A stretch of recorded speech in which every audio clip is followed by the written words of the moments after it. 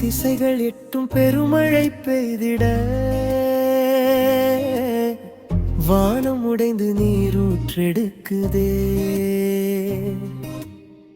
கர்நாடக மலைகள் தன்னை விட்டு ஓடி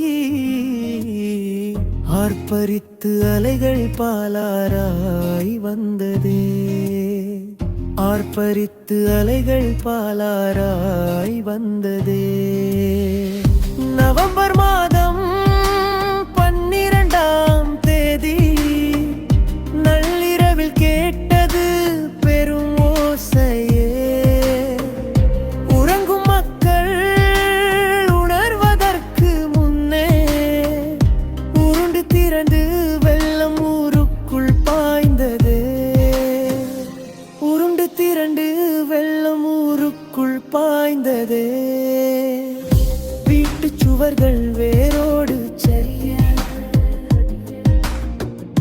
விளக்கின் ஒளியும் நீரில் அணைய மாண்டவர் எத்தனையோ மண்ணில் புதைய மாடமாய் மனிதராய் ஆற்றில் மிதக்க மண்ணின் மயில்தை குடமீன் பாய்தன. உயிர்கள் பல நூற வெள்ளத்தில் போனதே. உடைமைகள் அனைத்தும் கடலாயானதே.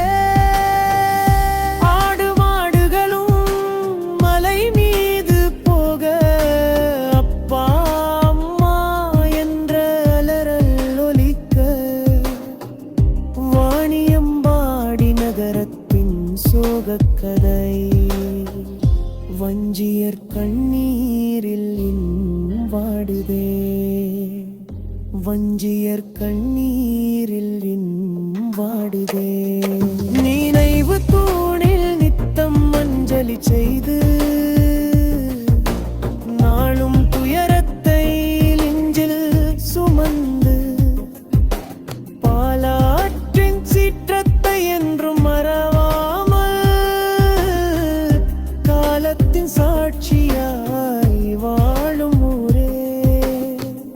காலத்தின் சாட்சியாய் வாழும் ஊரே. இந்த துயரச் சம்பவத்தை நினைவு கூறும் வகையில் இந்த பாடல் இயற்றப்பட்டுள்ளது.